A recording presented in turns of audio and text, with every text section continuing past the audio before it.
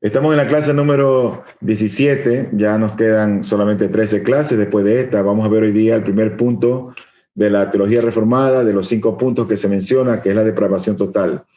Estaba compartiéndoles que hay muchas personas que tienen mucha animadversión con Juan Calvino, este teólogo reformado del siglo XVI, porque él habló de estos 5 puntos más que ningún otro. Pero yo decía que esta no es una enseñanza de Juan Calvino, esta no es un invento de él, esto es algo bíblico. Y nosotros tenemos que escuchar lo bueno y retener lo malo. Y si esto es bíblico, lo vamos a aceptar. Si no es bíblico, lo vamos a rechazar. Entonces, ¿qué dice la Biblia acerca de la depravación total? ¿Qué es lo que quiere decir cuando hablamos de la misma? Bueno, ¿a qué es a lo que nos estamos refiriendo en primer lugar? Bueno, es esa condición natural del hombre antes de que el hombre pueda recibir la gracia de Dios o antes de que Dios pueda refrenarlo del mal o transformarlo. Es decir, cuando hablamos de la depravación total, hablamos de esa condición natural en la que se encuentra el hombre. Esa condición como él viene a este mundo, aparte de cualquier gracia que Dios ejerza para refrenarlo o transformarlo. Es decir, que antes de que el hombre sea regenerado, transformado o antes de que experimente el nuevo nacimiento. A eso que nos referimos con esa condición del hombre en su estado natural. Entonces, ¿cómo lo definimos? Bueno, la depravación total no es una depravación absoluta. Tampoco es la ausencia de bien relativo. Es decir, con el primer punto, que ya lo vamos a desarrollar, el hombre es malo, pero no es malo en su millonésima potencia. El hombre hace el mal, pero no es que no hacen mal en el sentido intensivo, sino en el sentido extensivo. Tampoco es la ausencia de bien relativo, porque cuando hablamos de una depravación, el hombre incluso puede hacer ese bien que es relativo. Y vamos a ver también a qué nos queremos decir con ese bien relativo. Entonces, hablemos en primer lugar lo que no es la depravación absoluta. Es el ser malo, no como decir, no en el sentido intensivo como lo mencioné, sino en un sentido extensivo. Quiere decir eso, que todo lo que el hombre hace es malo porque el mal está permeando todas las esferas de su ser, de su vida. Sus palabras, sus pensamientos, sus emociones, sus acciones, sus intenciones. Todo lo que hay en él es malo por la condición como el hombre viene a este mundo. Ustedes saben, el hombre nace con el estigma del pecado. El hombre nace muerto en sus delitos y pecados. Entonces, los pecados de los hombres no son tan malos ni tan amplios como podrían ser. Entonces, cuando hablamos de la depravación absoluta, algunos la pueden llamar con otros nombres. Por ejemplo, Arcis Sproul le dice la corrupción radical del hombre o la corrupción radical de la humanidad. Entonces, los pecados de los hombres no son tan malos ni tan amplios como podrían ser. Tampoco es ausencia de bien relativo. El no regenerado no solo que no hace el mayor mal posible, sino que hace, yo diría que hasta cierto bien, que es relativo. Cuando hablamos de un bien relativo, estamos refiriéndonos a esas cosas que las personas dicen, las buenas obras. Pero, ¿qué son las buenas obras? Dice el Catecismo Menor de Westminster, dice, únicamente aquellas que se realizan con fe verdadera conforme a la ley de Dios y se aplican solamente a su gloria y no aquellas que están fundadas en buenas intenciones o sobre instituciones humanas.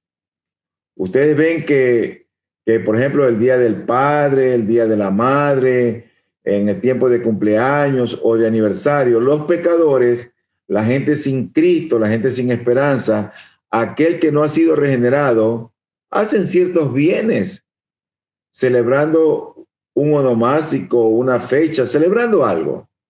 Eso es lo que hacen los hombres. Pero ¿es eso una buena obra? No. Las buenas obras son las que se realizan con fe verdadera, conforme a la ley de Dios, y se aplican solamente a su gloria. Por otro lado, dice Lucas 6:33, y este texto es muy importante que nosotros lo tengamos en mente. Dice, si hacéis bien a los que os hacen bien, dice el Señor, ¿qué mérito tenéis? Oiga esto, porque también los pecadores hacen lo mismo. ¿Pero a qué bien se refiere? Es un bien relativo. Es el bien que hace un hijo sobre un padre, sobre una madre. Como dice el Señor, vosotros siendo malos sabéis dar buenas dádivas a vuestros hijos. ¿Cuánto más vuestro Padre Celestial? Y él dice, vosotros siendo malos sabéis dar buenas dádivas. O sea que el hombre natural hace cierto grado de bien, pero eso es un bien relativo. No es una buena obra que es agradable ante los ojos del Señor. Por otro lado, veamos ahora lo que es. Cuando hablamos nosotros de depravación total, hablamos de la acción de pecar, solo pecar y siempre pecar. Pero también hablamos de que es incapacidad total. Esto se contrasta con el hecho de que la depravación no es absoluta, es depravación total. Por ejemplo, cuando los niños pelean, ya de por sí pelear es malo, ¿no es cierto? Pero aparte de pelear, ellos podrían sacarse los ojos. Cuando mienten, ellos dicen mentiras pequeñas, pero ya de por sí la mentira es mala.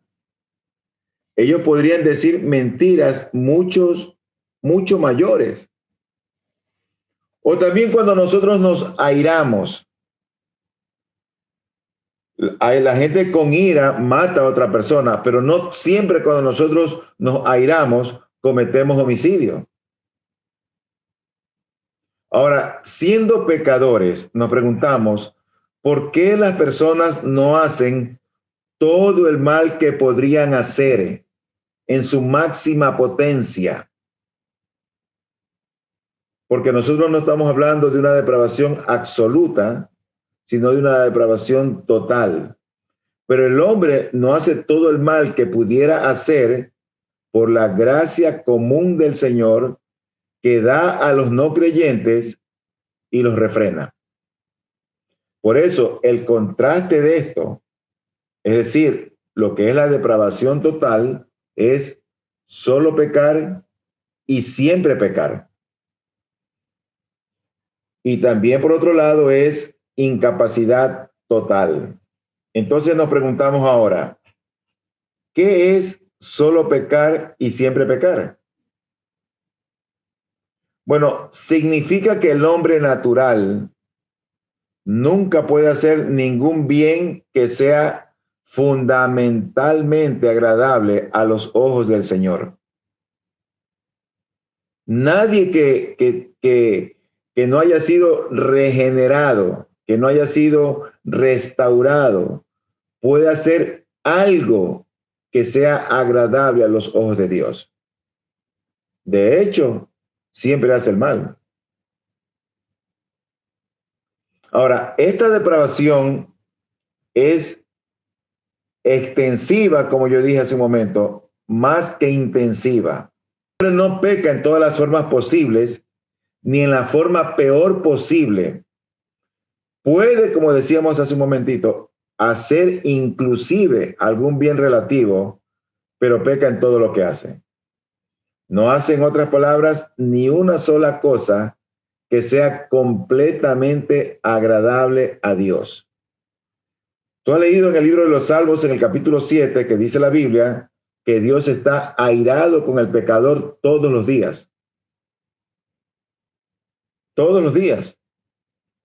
Y el Señor, por su misericordia, por su gracia común, que hace salir el bien sobre buenos y malos y envía la lluvia temprana y tardía sobre justos y pecadores, es que no destruya al perverso, porque Él no quiere que el hombre perezca, sino que todos vengan al arrepentimiento.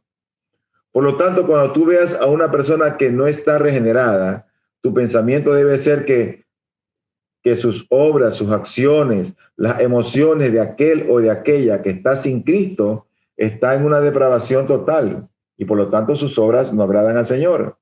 Veamos algunos textos para comprender mejor esto. Por ejemplo, en Génesis 6:5 dice la Escritura: y el Señor vio que era mucha la maldad de los hombres en la tierra, y que toda intención de los pensamientos de su corazón era solo hacer siempre el mal. Eso es depravación total. Es escritural, está en la Biblia. Dice Génesis 8:21. Y el Señor percibió el aroma agradable y dijo el Señor para sí: nunca más volveré a maldecir la tierra por causa del hombre, porque la intención del corazón del hombre es mala desde su juventud. Eso es depravación total. Jeremías 17:9. Más engañoso que todo es el corazón, o sea, el hombre mismo, el ser mismo. Dice, y sin remedio. ¿Quién lo comprenderá? Y el salmista David dijo, después de haber pecado con Betsabé, él mencionó y dice: he aquí, yo nací en iniquidad y en pecado me concibió mi madre. Estamos hablando aquí del hombre como viene al mundo, es decir, el hombre en su condición natural, el hombre en esa situación pecaminosa. Y Romanos 3, del 10 al 18, nos dice lo siguiente: como está escrito, no hay justo ni aun uno, no hay quien entienda, no hay quien busque a Dios. Todos se han desviado, a una se hicieron inútiles, no hay quien haga lo bueno, no hay ni siquiera uno. Sepulcro abierto es su garganta, engañan de continuo con su lengua, veneno de serpientes hay bajo sus labios. Llena está su boca de maldición y amargura. Sus pies son veloces para derramar sangre. Destrucción y miseria hay en sus caminos, y la senda de paz no han conocido. No hay temor de Dios delante de sus ojos. Eso es depravación total. El hombre está de continuo haciendo el mal, sus pies, su lengua, su boca, sus intenciones, sus emociones, sus acciones. Ahora, el hombre, como decíamos, no es que hace todo el mal posible. No. El hombre peca y hace el mal, pero Dios lo está refrenando de alguna manera. Entonces, esta depravación es, como decíamos, más bien extensiva más que intensiva. El segundo concepto, la segunda definición que hemos visto, ya vimos que primero es solo pecar y siempre pecar. El segundo concepto que tenemos nosotros es el de incapacidad total. ¿Para qué es el hombre incapaz? Bueno, el hombre en su condición natural, el hombre no puede hacer el bien, no puede entender el bien y no puede desear el bien. por la condición en la que se encuentra. Como decíamos, todos sus pensamientos, sus emociones están permeados por el pecado. Por eso que si el Hijo os libertare, seréis verdaderamente libres cuando las personas conocen la verdad de la palabra de Dios.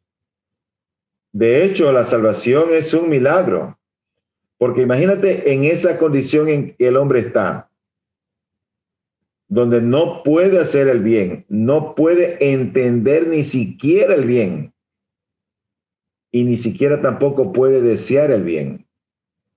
Ahora, quiero desarrollar estos 3 puntos para entenderlo un poquito mejor. ¿Qué quiere decir con eso que no puede hacer el bien? Bueno, vamos a ver unos textos bíblicos para esto. Lo cierto es que el hombre natural, como decimos, no puede hacer el bien. El hombre no regenerado no puede hacer lo que es verdaderamente bueno. No puede hacer lo que es verdaderamente bueno. Es decir, no puede hacer el bien. Mira lo que dice Mateo 7, 17 al 18. Dice allí, así todo árbol bueno da frutos buenos, pero el árbol malo da frutos malos. Un árbol bueno no puede producir frutos malos, ni un árbol malo producir frutos buenos. Eso quiere decir que el hombre, como tengo aquí, no regenerado, que no ha sido transformado por el poder de Dios, no puede hacer jamás lo que es verdaderamente bueno y agradable ante los ojos de Dios. Tristemente, la Iglesia Católica piensa que con las buenas obras o las cosas que hacen buenas aparentemente o relativamente buenas con sus familiares son agradables ante los ojos de Dios. Eso es un bien relativo. No es un bien que brota de una fe que va a traer gloria al Señor. Entonces, el primer punto de la incapacidad total es que el hombre natural no puede hacer el bien. Pero en segundo lugar, el hombre natural ni siquiera puede entender el bien. ¿Por qué no lo puede entender? Bueno, porque está ciego. Es como que el hombre tiene una venda en sus ojos espirituales. No puede entender el bien. Dice Hechos 16, 14, un texto muy conocido. Dice, cuando Pablo va y predica cerca a un río y encuentra un grupo de mujeres y dice este texto allí, y estaba escuchando cierta mujer llamada Lidia de la ciudad de Tiatira, vendedora de telas de púrpura que adoraba a Dios. Y el Señor abrió su corazón para que recibiera lo que Pablo decía. ¿Cómo estaba ella antes de eso? Entenebrecida. Antes de eso, su corazón estaba oscuro, estaba ciega. Fue cuando el Señor abrió su corazón que recibió la palabra de Dios. O sea, antes de eso, ella no podía entender el bien. Cuando tú te expones a la palabra del Señor, cuando tú oras, tú haces aquello porque entiendes que es lo mejor, cuál es el bien para tu alma. Esta mujer fue de todo ese grupo a la única que se describe que recibió la palabra del Señor. Pero aquí la clave está en que dice que el Señor abrió su corazón para que recibiera lo que Pablo decía. Si Dios no hubiera hecho eso en Lidia, ella no hubiera podido entender lo que Pablo decía. En Efesios 4, 17 al 18 dice, esto digo pues y afirmo juntamente con el Señor, que ya no andéis así como andan también los gentiles en la vanidad de su mente, entenebrecidos en su entendimiento, excluidos de la vida de Dios por causa de la ignorancia que hay en ellos, por la dureza de su corazón. Eso quiere decir que en esa condición, mira cómo están ellos, en la vanidad de su mente, su entendimiento lo tienen entenebrecido y están ajenos o están excluidos de la vida de Dios. ¿Pero por qué? Por la ignorancia que hay en ellos, a causa de la dureza de su corazón. Entonces, la gente común y corriente, mis hermanos, no puede entender el bien por la condición en la que se encuentran. Veamos otros textos. Dice Juan 1:11, dice, a lo suyo vino y los suyos no lo recibieron. Ustedes saben, él vino a los judíos. Los judíos, en vez de recibirlo, lo crucificaron. Lo persiguieron hasta que lo mataron. ¿Por qué hicieron eso? Porque los hombres en oscuridad no entendieron la luz, no vieron la luz, no percibieron la luz. El hombre en condición natural no puede entender el bien. Ahora, esto a mí me hace un poco de sentido porque el Señor dejó la gran comisión para que tú y yo proclamemos el evangelio, para que tú y yo hablemos el evangelio a los que están sin Cristo y sin esperanza. Tu tierno hijo, si tiene 6, 7, 8 años o 2 años o 1 año, sea la edad que tenga, tu hijo viene con el estigma del pecado hasta que el Señor le abra el corazón y lo salve. Dice 1 Corintios 1:18, porque la palabra de la cruz es necedad para los que se pierden, pero para nosotros, los salvos, es poder de Dios. Es la palabra de la cruz una necedad. Otras traducciones dicen que es una locura. Pero ¿por qué es que no es una necedad y una locura la palabra de Dios? Bueno, porque ellos no pueden entender el bien. ¿Tú has visto personas que cuando tú les empiezas a hablar de Cristo, ya, no me hables de eso, después hablamos? No entienden el bien. No lo pueden percibir. Veamos otros textos. 1 Corintios 1:21 dice, porque ya que en la sabiduría de Dios el mundo no conoció a Dios por medio de su propia sabiduría, agradó a Dios mediante la necedad de la predicación salvar a los que creen. Mira, en la sabiduría de este mundo, o a través de la sabiduría de este mundo, la gente no conoció a Dios por medio de la sabiduría de este mundo. Entonces, ¿qué Dios hizo? Al Señor le plació salvar a los creyentes por la locura o por la necedad de la predicación. Porque el hombre con la sabiduría de este mundo no puede llegar a conocer a Dios. No puede ni siquiera entender lo que es el bien para su alma. Por eso a Dios la manera más clara como Él salva es por medio de la predicación. Luego en 1 Corintios 2:14 dice la Escritura, pero el hombre natural no acepta las cosas del Espíritu de Dios porque para él son necedad y no las puede entender porque se disciernen espiritualmente. Son necedad, son una locura, una locura. Veamos en tercero y último lugar, que el hombre natural no puede desear el bien. Ya hemos visto entonces que el hombre natural no puede hacer el bien, no puede entender el bien y ni siquiera puede desear el bien. Porque el hombre natural no desea un objetivo bueno. Entonces tú tienes que preguntarte, ¿Qué es lo bueno? Lo bueno es Dios, es el único bueno. El hombre en esta tierra, en este mundo, va detrás de sus logros, detrás de los bienes materiales, de sus triunfos académicos, de sus posiciones, todas estas que lo describe Salomón en el libro de Eclesiastés como cosas vanas.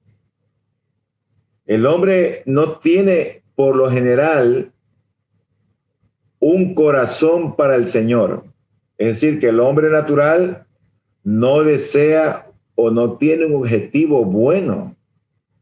¿Dónde está la fuente del bien? En Dios. Pero esa fuente, el hombre natural la aborrece. ¿Tú no te has dado cuenta que los domingos están llenos los moles y las playas y los sitios turísticos y no las iglesias? Dice Juan 6:44, nadie puede venir a mí si no lo trae el Padre que me envió, y yo lo resucitaré en el día final.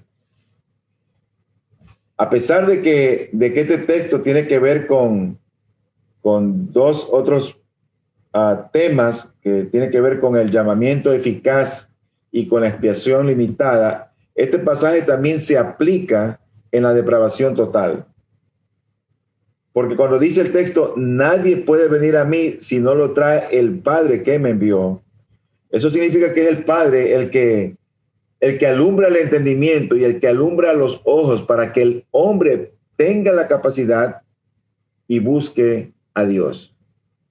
Pero si Dios no obra, si Dios no transforma, si Dios no regenera, si Dios no cambia, nadie va ante el Señor. En otras palabras, el hombre no puede escoger a Jesús. Cuando dice aquí, nadie o ninguno, es lo mismo.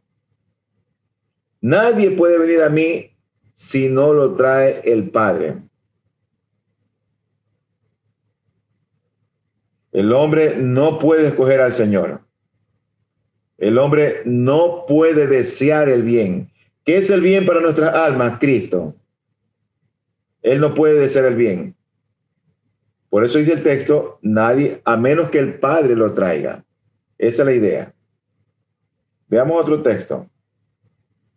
Dice Ezequiel 11:19, yo les daré un solo corazón y pondré un espíritu nuevo dentro de ellos y quitaré de su carne el corazón de piedra y les daré un corazón de carne. Bueno, tú sabes lo que es un corazón de piedra, ¿no es cierto? Un corazón de piedra es un corazón que no puede perdonar. Es un corazón que no puede amar. Un corazón de carne es un corazón transformado por el Espíritu de Dios. Y un corazón que puede perdonar, que puede amar, que puede tolerar. Es alguien que ha sido transformado. Pero el hombre no puede ponerse un corazón de esa condición. Dice Dios, yo les daré un corazón y pondré un espíritu nuevo dentro de ellos. Mi hermano, la salvación es un milagro. Y es un milagro, y por eso que toda la gloria es para Dios cuando somos salvos, por la sencilla razón de que la condición en la que tú y yo nos encontramos es una condición de muerte espiritual. Dice 2 Corintios 5:17, de modo que si alguno está en Cristo, nueva criatura es, las cosas viejas pasaron, he aquí, son hechas nuevas. Si tú te das cuenta en este pasaje, dice que el que está en Cristo es una nueva creación. O sea, es una criatura que fue hecha nuevamente, es una recreación. Dios nos vuelve a crear cuando estamos en Cristo, unidos a Cristo. Eso significa que lo que no existe, o sea, la nada, nunca se puede producir a sí mismo. Solamente Dios tiene el poder para transformarnos y para cambiarnos. Esa nueva creación, cuando venimos a ser en Cristo, es por la obra y gracia del Espíritu de Dios en nuestros corazones. Entonces, el concepto mismo de creación ya implica pasividad e incapacidad total por parte del objeto que va a ser creado. Tú vas a Génesis 1 y 2, dice que en el principio creó Dios los cielos y la tierra.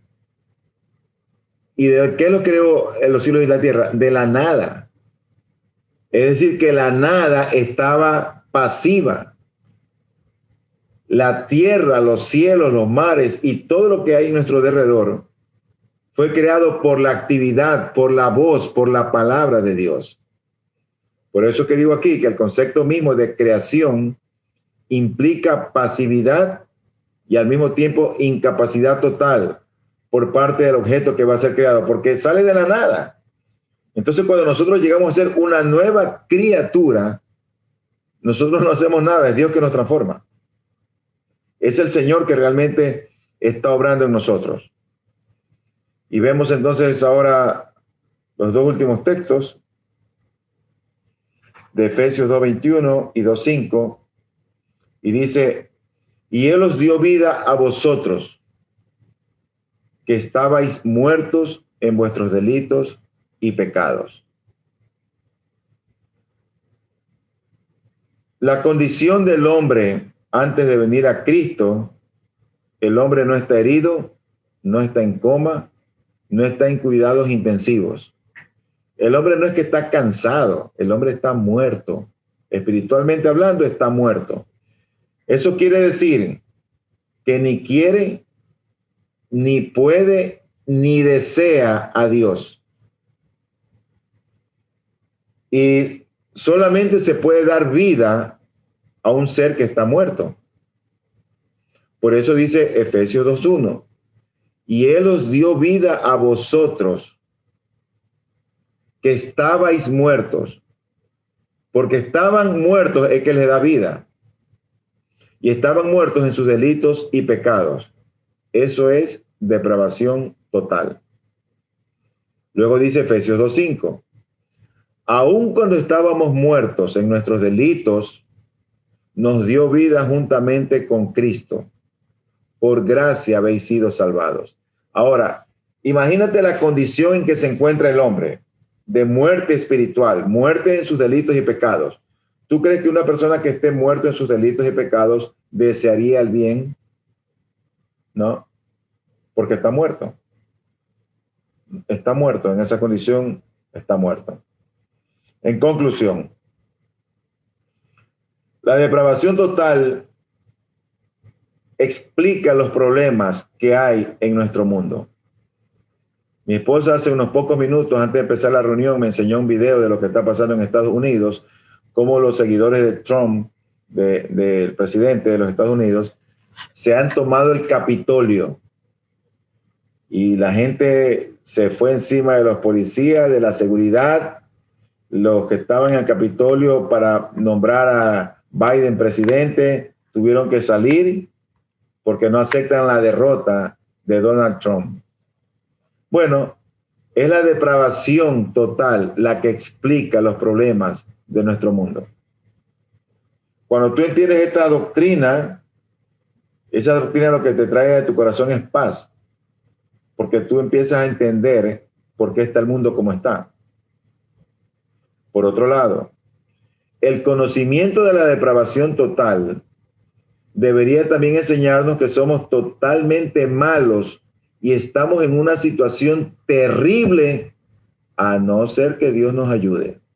Es decir, a no ser que Dios nos salve en Jesucristo, a no ser que el Señor nos transforme. Finalmente, el conocimiento de la depravación total le enseñará al hombre que si desea pedir a Dios que lo ayude, lo hace solo porque Dios mismo es que pone en él, es decir, en el hombre, el querer como el hacer por su buena voluntad. Cuando el hombre dice, por ejemplo, Señor, sálvame, cuando el hombre clama y busca a Dios, bueno, es porque Dios ya de antemano ha obrado en el corazón de esa persona para que esa persona clame a Dios y lo salve. Eso es bueno que lo entendamos porque a veces hay argumentos que uno puede malinterpretarlos. Pero cuando ya el hombre va a la iglesia sin ser un cristiano, es Dios mismo que ya está obrando en su corazón, en su mente y en su alma. Estos 3 libros quiero recomendarlos. De los 3, ya uno lo he recomendado, el que está a la derecha, el libro de R.C. Sproul, que es la teología reformada. Les recomiendo que estos libros que yo les recomiendo son realmente textos muy buenos, que yo los he usado los tengo como apuntes, como parte de mi biblioteca de cabecera. 5 puntos de John Piper, Doctrinas clave de Edwin Palmer, y el de R.C. Sproul, que es la teología reformada. Tú encuentras estos libros en Amazon o en la librería más cercana a la tuya, a tu casa.